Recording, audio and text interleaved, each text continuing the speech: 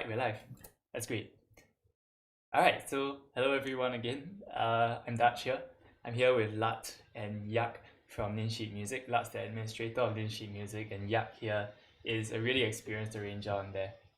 So, what's up, guys? Good morning, good evening, wherever the heck it is you are now. Yeah. Hello. Hello. All right, y'all are sounding great. Okay, so I guess we can jump right into it. I did want to talk about NinSheetMusic today. It's a really interesting topic. But just for the guys who haven't really heard about NinSheetMusic before, Lat, do you want to do, or Yug as well? Do you guys want to do an introduction to it? Yeah, sure thing. So NinSheetMusic is a website that's full of video game sheet music for piano. So you can find sheet music for solo or duet piano for all kinds of video game tracks, not specifically just Nintendo. And so everything we have on the site is arranged by members of our community based on just listening to the audio files. And yeah, I don't know. Anything else I should add and start? That about sums it up, I think. Yeah, that's awesome. Yeah. Well, I guess I can share a bit to start us off, because I came back to arranging VGM in about 2016, the middle of 2016. And back then I already knew that NinSheetMusic was the place to go, because if you googled it, if you googled VGM piano, you would find NinSheetMusic, and I think the same thing is true today. So it's really an excellent platform to get started with arranging and to get your stuff out there. I think that's just undeniable, honestly.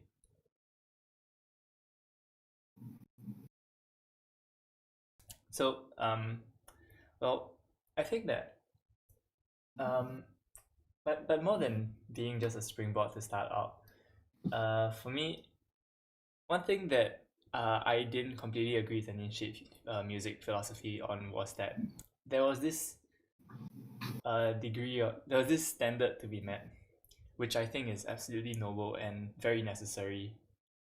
But I'm not that kind of person who likes to be 90% perfect on everything. I'd rather go 70% and just throw as many arrangements out as possible in my own style, however I like it. And Yeah, I can talk about that a little bit. Oh yeah, yes, please. Yeah, so this site was founded back in 2004, way before me or Yug or anyone else here was really around.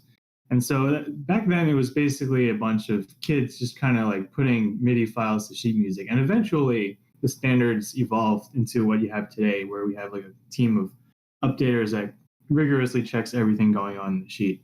I can talk about what I personally view as like the philosophy of the review process and why we're so like strict on certain things. So me personally, whenever I want to play a piece of video game music on the piano, I want it to like evoke the feeling, the kind of sound from the original game when I played it. So I want the chords, the melody, all that stuff to match as nicely as possible in like an accurate as a representation on the piano as you can get. So people have different kinds of arranging philosophies where like obviously you have making sheets simpler for everyone to play, making them accessible, even if that means changing some of like the accompaniment or the harmony. But I always felt that trying to make something that's accurate as possible while still being playable is like the way to go. Yeah, and I completely agree, honestly. I absolutely agree with it. And I was very happy to write for NinSheetMusic when it first came out. I think it's an incredibly, it's not just noble, it's necessary, I think, for video game music.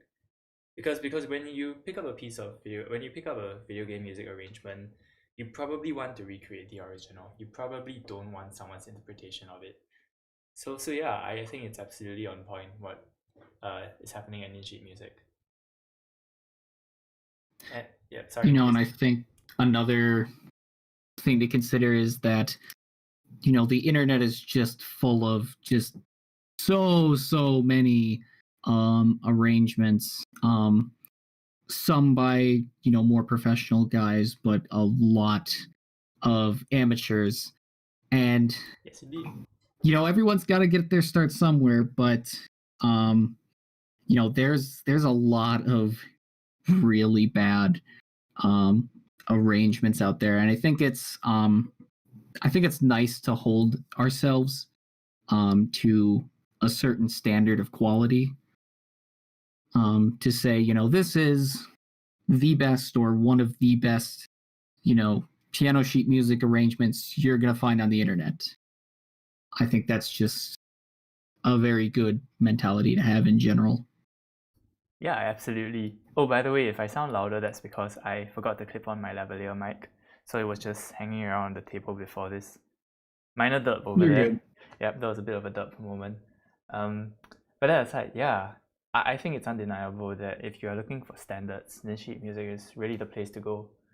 So I think most of the people watching this are probably gonna be, I guess, people trying to get into arranging, so trying to get started on it. So personally, I thought that NinSheetMusic was the perfect place to begin arranging on the internet. I think that's undeniable, like actually undeniable. But what are your thoughts on that? Yeah, I can talk about how I got started, and how basically I went from knowing nothing about arranging at all to like what I do today. Yeah, yes, So please. a little bit of a backstory about myself. So back when I was in like high school, I had given up the piano for like several years already. I had stopped taking lessons in middle school because like I got bored. I wasn't interested in the pieces I was playing anymore. Piano just started getting dusty. And then one of my friends on Facebook posted a video of him playing Pokemon song on piano, and I was like, wow, that's really cool. And that kind of got me interested again in playing the piano because he showed me NinSheetMusic, and I was like, all right, this is awesome. Now there's songs that I actually care about. And so after a year or two of just playing around, I started to notice that some of the sheets were lacking in some way, or there weren't any sheets for songs that I wanted to make. So I joined the forums, and people were very, very helpful in terms of telling you like what kinds of things to do as a beginning arranger. Yep, absolutely. And another thing that's very helpful is basically just watching other sheets go through the review process, because you'll learn lots of things about music theory and engraving styles. So that's basically how I got started. I just started writing sheets. I only knew how to read sheet music before, and then I was like, all right, I'll just give this a shot. Downloaded Finale Notepad, put some notes in, and then people really were able to help me out from there. Yeah, and so just to jump in here before Yug, you can say your part later. Lux and Advos on the chat say, I wish I could contribute, but we know nothing. I know nothing about arranging. And I think NinSheetMusic is exactly the place to begin if you want to arrange but don't really know how to. Because everything that Lux said is true to me. In fact, he was the very first updater who jumped on my work, and I'm incredibly thankful for that. Yeah, good times. 4 years ago, oh my gosh. Yeah. 4 years. Indeed. I think having an update, someone like an experienced arranger to guide you through the process really, really helps. I mean, if anything, it's just really useful for, well, giving yourself that sense of accomplishment that you published something and it's on a really legitimate site with all the other publications ever. So I think joining NinSheetMusic really it was an excellent decision for me. And if you're looking to get into arranging, I honestly think it's one of the best decisions you can make. Yeah, I've always been pleasantly surprised at how many people out there are just willing to just help you, no matter what your experience level is and what you know about writing or not. Yeah, absolutely. So actually, for that matter, I realized that a lot of people watching this may not know what the updater role is. So do you guys want to go through that process? Yeah, sure thing. So the updater role is basically someone who checks the sheets that get submitted to the site. So update refers to when we post a batch of sheets on the site, we call that an update. And so the updaters are the ones who are the gatekeepers of that process. The way it works is that you write out your sheet music, you submit it to the site, and then it goes through a back and forth review, and where the updaters take a look at your sheet and say, hey, I think these notes are wrong, or this rhythm needs to be adjusted, or have you thought about writing your right hand part in this way, or using more dynamics here? And so basically, it's a back and forth between you as the arranger and the updater in terms of how to improve your sheet to make it up to standard, so that like all the notes are correct, it's playable, and it's ready to be uploaded. It's also not to say anybody else can't, join in and give any contributions. It's just that the updaters have the final say. Yeah, that's amazing. And yeah, you're a global moderator on the site. I did a quick search. Wahaha. So what's your I know, things have really changed. Yeah, oh man. Still though, I played a few of your arrangements. They're wonderful. Thank you. It's true. I think so. What's your experience there? As I still think it's kind of funny how these people say, I wish, I have no idea how to arrange. Gonna be honest, when I started joining and actively participation, I had no idea either. I'm gonna back up a little bit. The way I discovered the site was back in like high school and whatnot. I had a thing for trying to figure out melodies and to some extent the harmony of different video game songs. I would do things like trying to figure out, can I play the Tetris theme, or the Tetris theme is a great Together one, We yeah. Ride from Fire Emblem, stuff like that. And I was getting stumped on one, and so I decided to look online to see if it had been written out anywhere, and lo and behold, there was this website called NinSheetMusic, which had a bunch of piano arrangements. So not only that was I able to figure out the melody for that, but suddenly there were all these piano arrangements that I really, really wanted to play.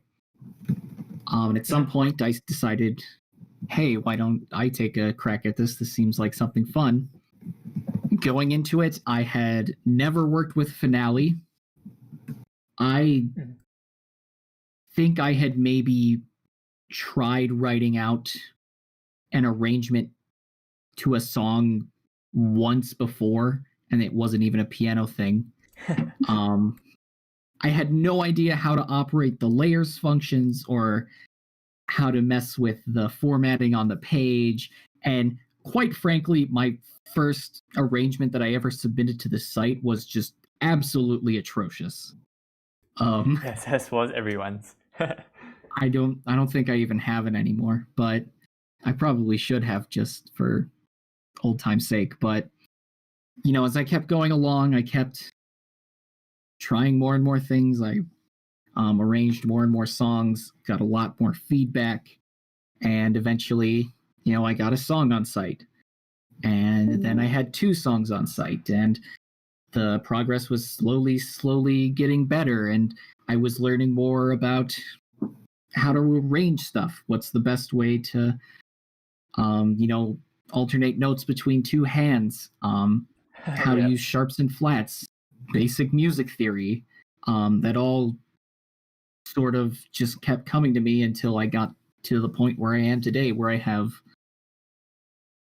not sure how many sheets I have on site now, but it's a lot. Quite a few. Yeah. Yeah.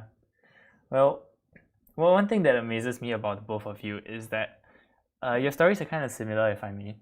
I guess y'all didn't really have super in-depth music theory experience, but you just really, really wanted to arrange your favorite tracks. And NinSheetMusic happened to be there and happened to be the right platform for you to hook up with people who, I shouldn't say hook up, link up with people who had a better idea of what was going on. And then they guided you to make your own arrangements and make your own quality arrangements. I think that's an incredibly inspiring story.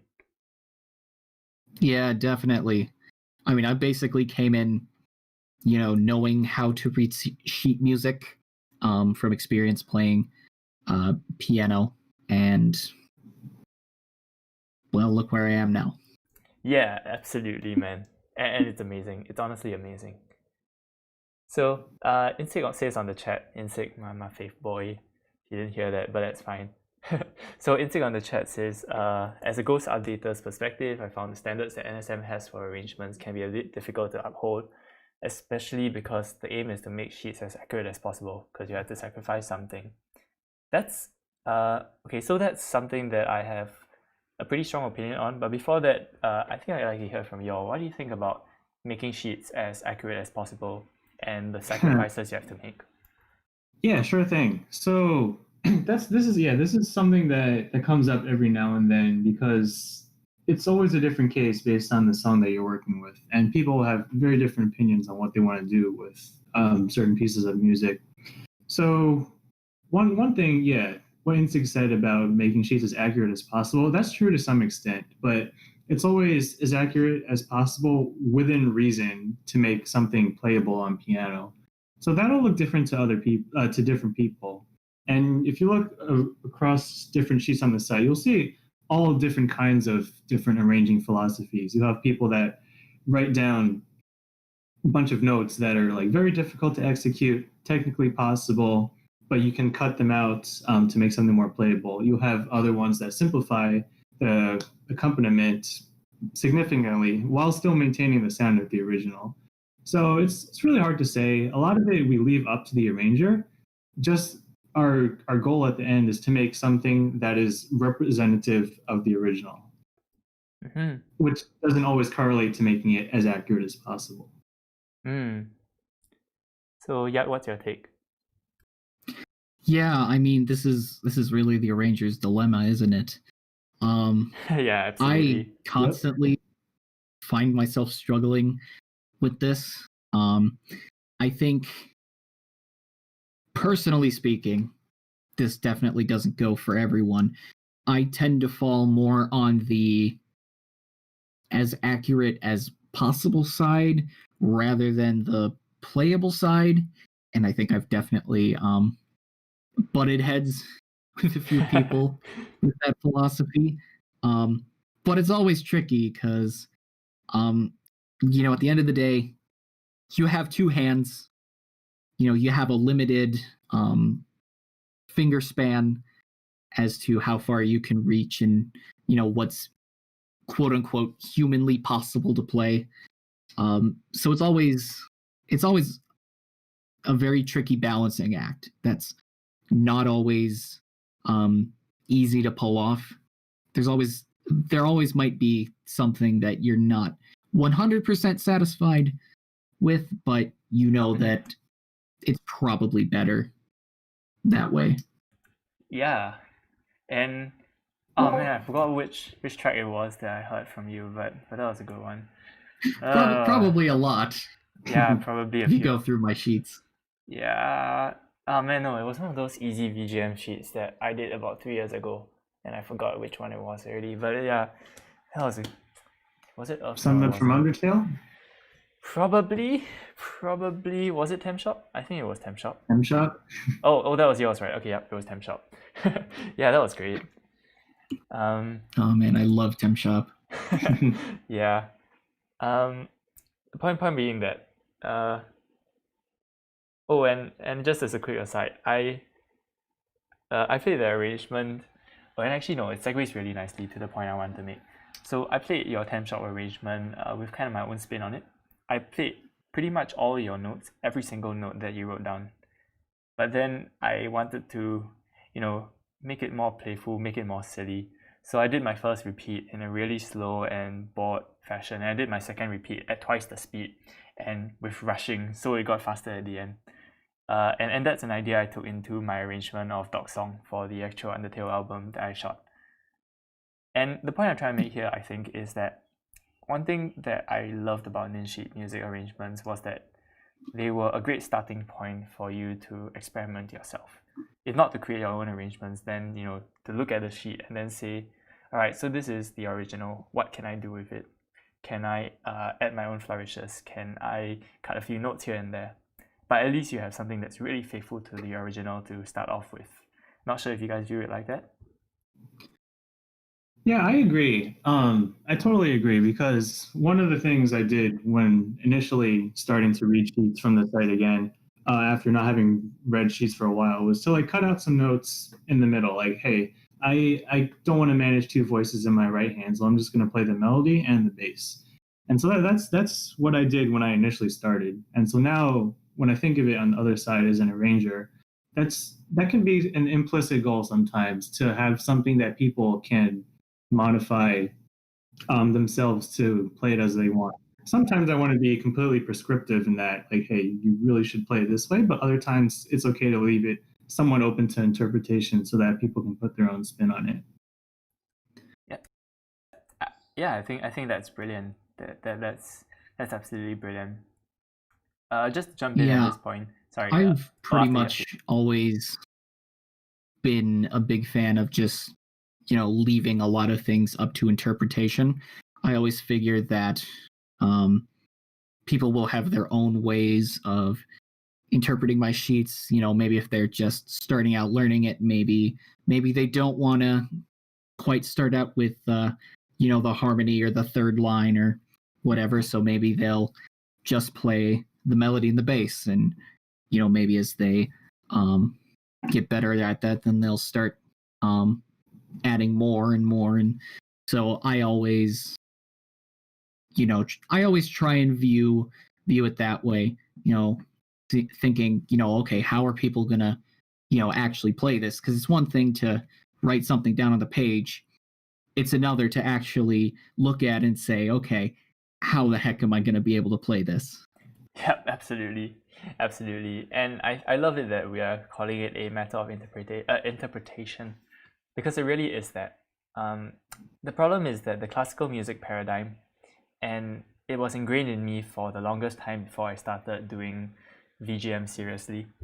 The classical music paradigm is that you must play every single note and every single detail on the music without fail, and then you can only interpret if there's nothing there, or if you have a really good reason to detract from it, or the editor says so.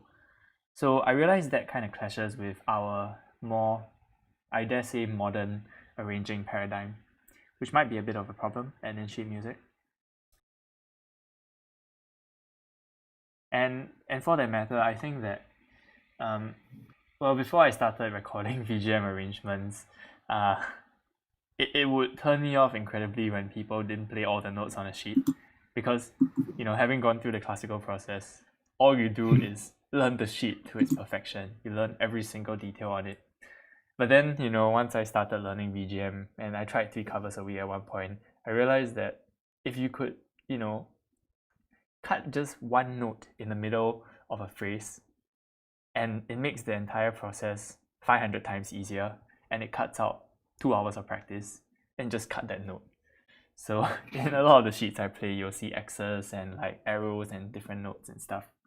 And I think NinSheetMusic that makes total sense. I can't say I can completely relate to like the classical standard, because I only took lessons for maybe like a few years. I never got serious enough to really have to worry too much about it.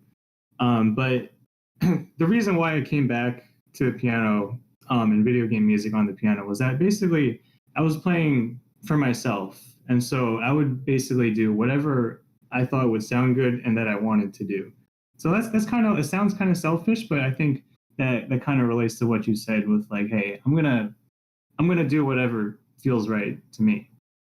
It's okay, Latios. I did literally the exact same thing. Awesome. Yeah, I mean, the classical music paradigm is wonderful in the classical music context. I think that's pretty okay. What's not as okay is taking that into fan-made arrangements and still upholding the same standards. In my view, that's a bit too much. It's just a bit too much. And I think it tends to turn off people who really want to learn music. At least it did for me, because like I pursued classical music performance to I would dare say a pretty high level. And at some point I was like, why am I doing this? I mean, it's a beautiful piece, but I just spent the last 2.5 months learning it, and then like I didn't even get to play the rest of my program because I sucked too much in front of the adjudicators. So yeah, that was my turning point towards VGM actually. And I loved the freedom that it had. So yeah, I think you guys are doing a great job for creating that freedom on NinSheetMusic. Yeah, I mean, I think there's something to be said that I think, at least in classical circles, there's as much to be said about, technical ability as much Yes, as it is absolutely. like performance. It's not just about playing the piece. It's like, oh, they were able to do the very fast arpeggios and this and that and the other Yeah, thing, exactly. without missing a note. And it's like, well, if I'm just playing music for fun, who cares about all that? I'm not in front of an audience. Yep. I just want to play songs that I like. Yeah, absolutely. Absolutely. Of course, I still hold the view that there's no right and wrong to this. Everyone can choose your own path. You can forge your own way. But yeah, I do resonate very deeply with the NinSheetMusic paradigm that it doesn't matter so much. So yeah. So I guess we can move on to I guess a newer question. And it's really, really nice to hear our arranging philosophies. But let's talk about NinSheetMusic in particular. So I believe the site's slightly over 10 years old, right? It's actually like 16 years old. Oh my gosh, what? I only found who's it counting? 6 years ago. Oh my, what? 7 maybe. Wow. Oh, that was off. It's been around for a really long time, more than like pretty much like any of us have been around like on the internet. Oh my. I mean, I would have been like 7 when the site was created, which is very weird to think about. Oh my, indeed. That is really weird to think about. Wow. Okay. Well, that was an interesting bit of trivia for me. But for you guys though, What did you want to ask about it? where are you guys headed now? Are we still gonna be doing exactly the same thing? Anything new coming up? Oh boy, that's always a question. Based on how much time and energy the staff has to commit to any new ideas and stuff. Let's see, things that we've done recently.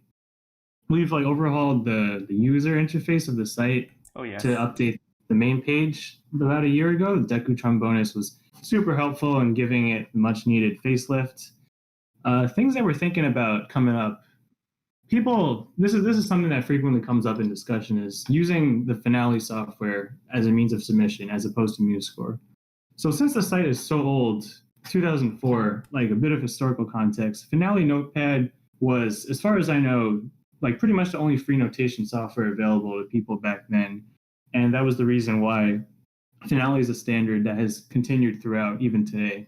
But sometime in the past decade, like MuseScore was released as a free open source alternative, so you don't have to buy this like multi-$100 program.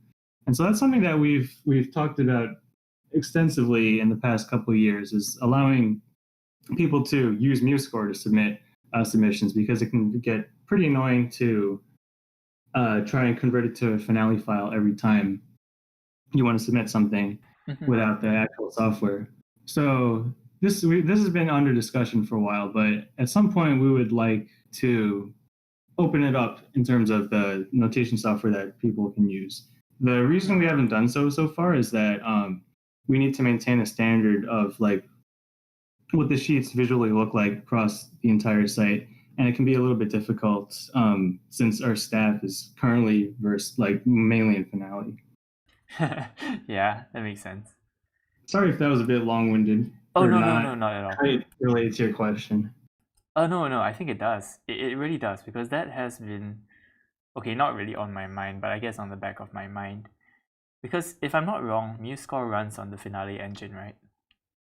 I have no idea, but not that I'm aware of. I think it uses the Muse XML standard that Finale uses. I don't think it uses the same like application engine. Ah, okay. I could be completely wrong, but Fun fact: a lot earlier, when I didn't have a paid version of Finale, I actually would make stuff in MuseScore, convert it to XML, manually go into the XML, and change all the values that I wanted. Oh my. It was a very arduous process, and arguably wasn't super great, but if you go look at my sheets from that time, they might look a little distinctive. You might be able to tell.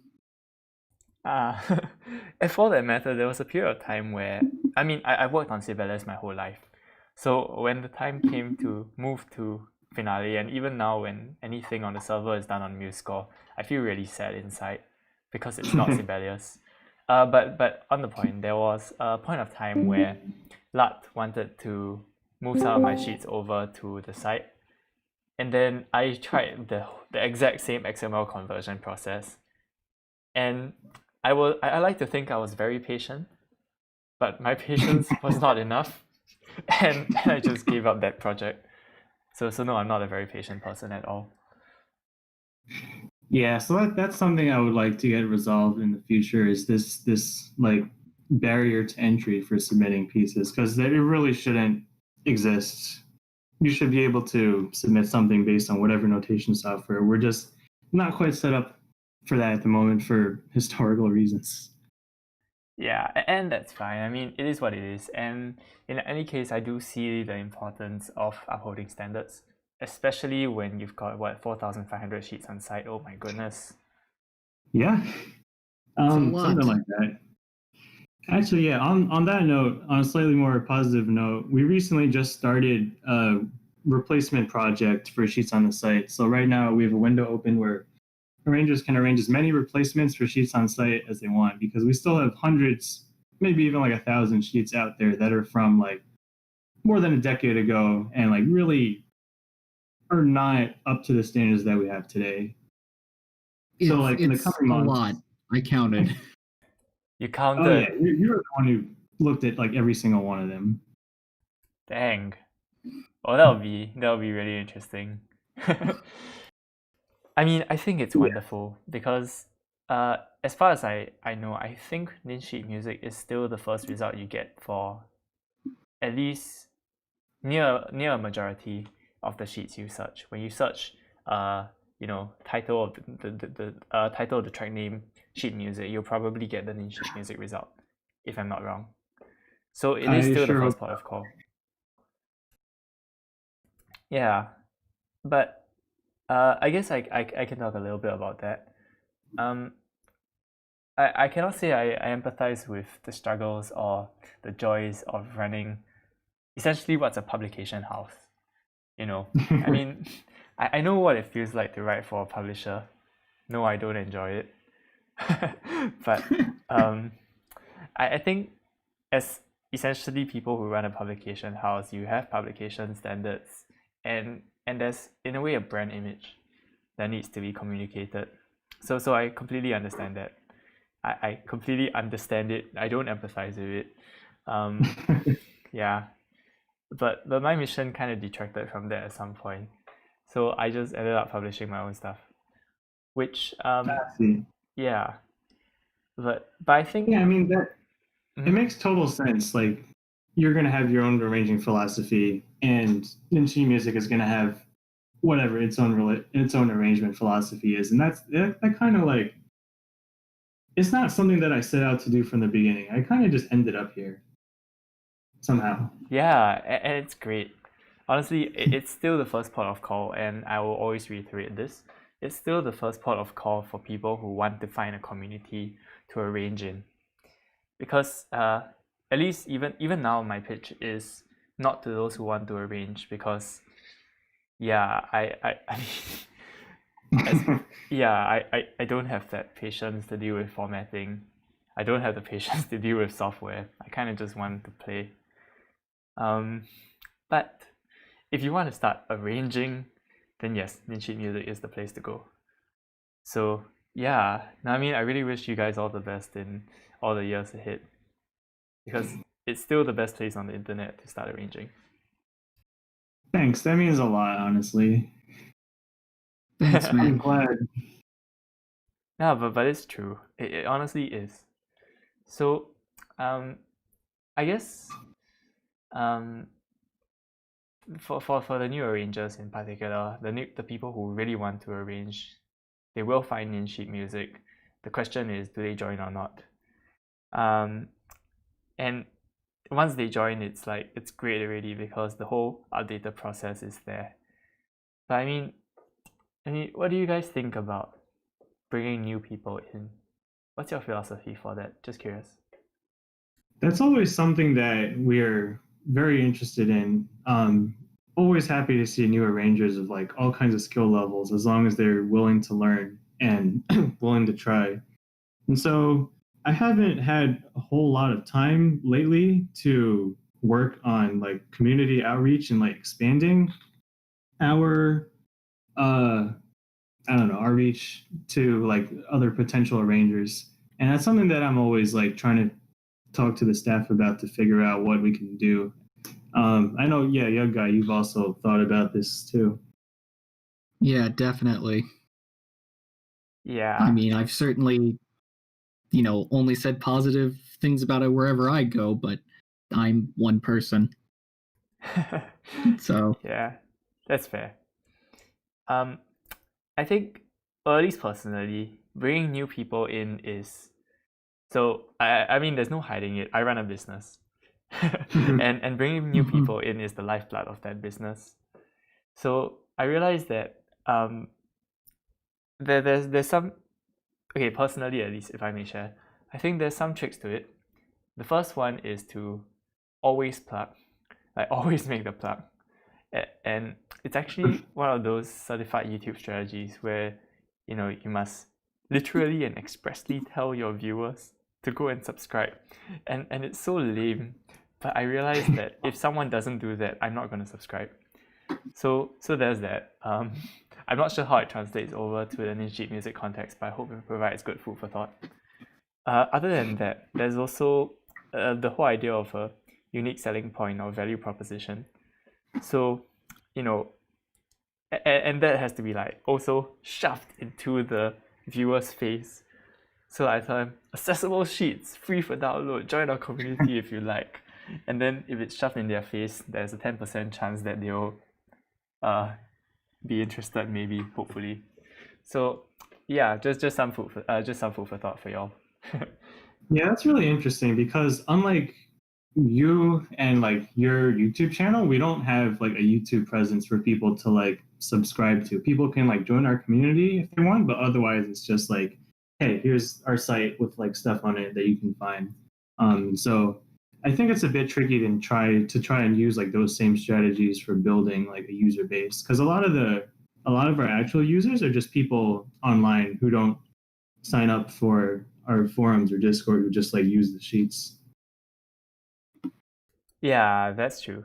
But hey, yeah, I think NinSheetMusic definitely is not in a, I would say, great position to sort of brand itself via, more traditional social media, stuff like Facebook and Twitter.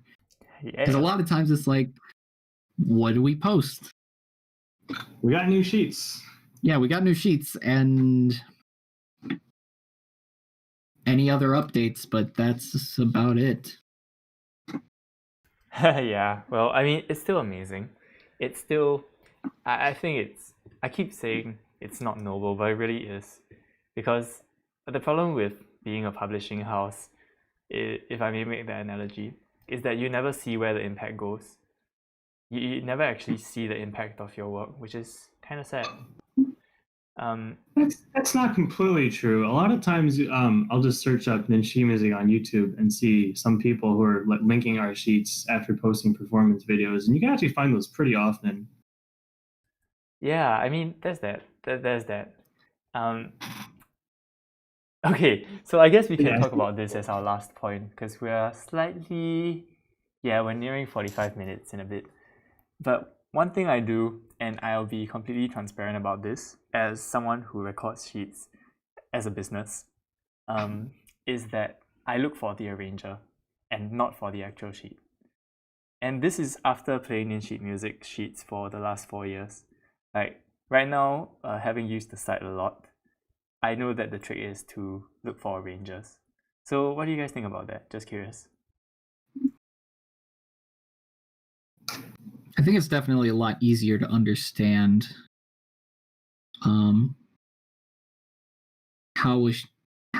why a sheet is the way it is by looking at an arranger and just even just comparing what they do versus what someone else does.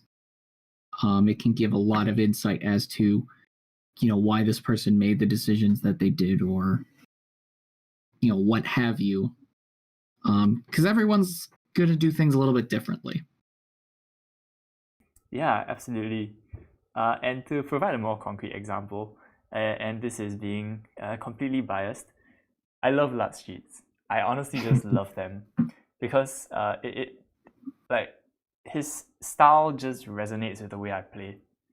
So like I'm keeping a lookout for his sheets rather than the sheets I want to play.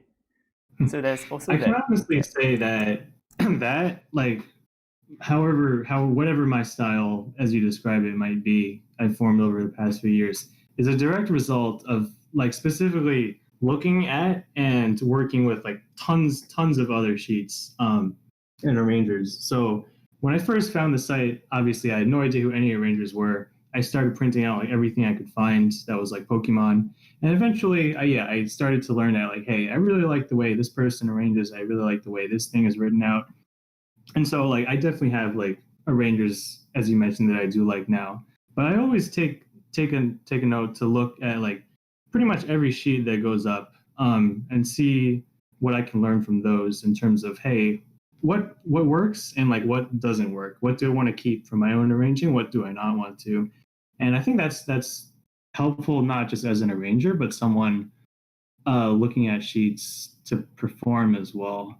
And one other thing, last point about that, is that a lot of times, like if it's a newer arranger or something, the resulting sheet that actually makes it to the site can be the result of like a bunch of different users' input in terms of like an updater or someone else helping someone to rewrite certain parts.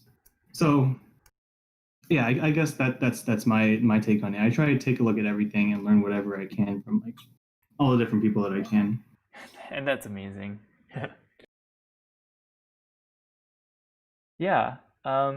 So, okay, I guess you can wrap it up then. Do you guys want to do the plug, or may I do it for you? Will I have that honor? You please go ahead because I don't know how to.